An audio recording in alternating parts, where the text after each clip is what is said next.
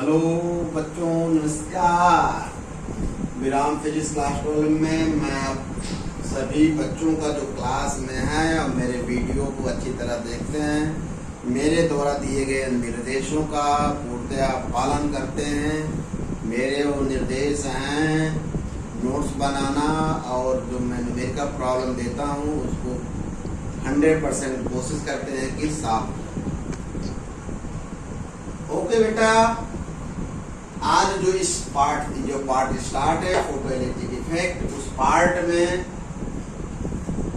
Some important point related to photo electric effect को मैं explain करूंगा। इसे अच्छी तरह से समझने का प्रयास करूंगा। पहला पॉइंट यह है कि photo electric effect based on conservation of image, अर्थात प्रकाश का वैद्युत प्रभाव ऊर्जा संरक्षण पर आधारित है, क्योंकि इसमें फोटो ऊर्जा को, प्रकाश ऊर्जा को वैद्युत ऊर्जा में बदला जाता है। दूसरा बहुत इंपॉर्टेंट पॉइंट है, इस पर विचार करिएगा। दूसरा पॉइंट बताने से पहले प्यारे बच्चों, हम कुछ जानकारी देना चाहता हूँ आपको, याददाश्त को तरोताजा करना चाहता हूँ।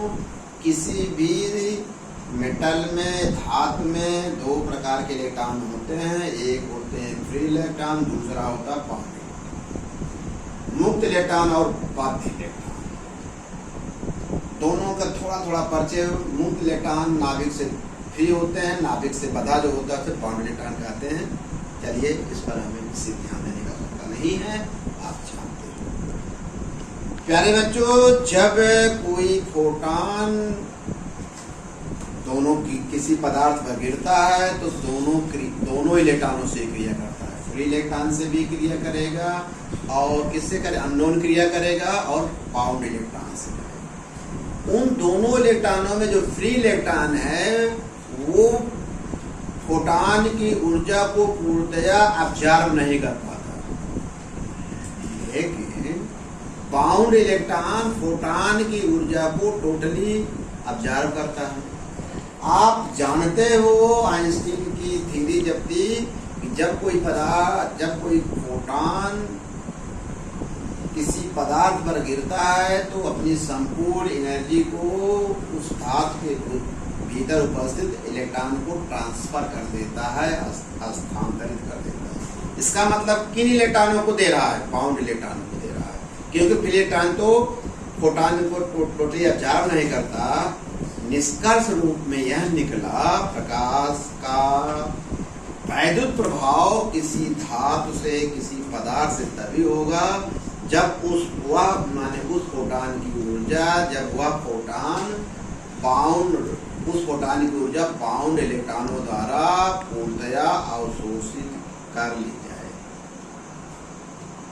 पॉइंट नंबर 3, इसका मतलब प्रकाश के वैद्युत उत्सर्जन के लिए फोटॉन की जो ऊर्जा है वो बद्ध इलेक्ट्रॉनों द्वारा पूर्णतया अवशोषित होनी चाहिए, होती है, ना कि फ्री इलेक्ट्रॉन द्वारा। ये बहुत ही कम्पिटिटिव प्रश्न है, चाहे इसको आप नीड्स के लिए मान लीजिए, चाहे इसके तो प्रश्न पूछ सकता है, आपसे जानकारी ले सकता है कि फोटो इलेक्ट्रॉन के या प्रकाश इलेक्ट्रॉनों को उत्सर्जन के लिए जो फोटॉन पदार्थ गिरता है तो उस कौन सा इलेक्ट्रॉन उपयोगी होता है, फ्री इलेक्ट्रॉन की बाउंड इलेक्ट्रॉन। आज की बात बताएं क्या? Bound electron. बाउंड इलेक्ट्रॉन ही फोटॉन को पूर्णतया अवशोषित करता है, जबकि बाउंड फ्री इलेक्ट्रॉन। अच्छी बात। तीसरा पॉइंट इतना इम्पोर्टेंट है प्यारे बच्चों, जो महत्वपूर्ण पॉइंट है, जब ई ऊर्जा का कोई फोटॉन किसी पदार्थ से अननोन क्रिया करता है तो 3 प्रकार की क्रिया होती है। अगर यह जो इंसिडेंट फोटॉन की ऊर्जा है इलेक्ट्रॉन वोल्ट ऑर्डर की हो तो प्रकाश का वैद्युत प्रभाव होगा। किलो इलेक्ट्रॉन वोल्ट का ऑर्डर होगा तो काउंटर इफेक्ट होगा, और मिलियन इलेक्ट्रॉन वोल्ट का होगा तो पेयर प्रोडक्शन होगा, युग्म उत्पादन।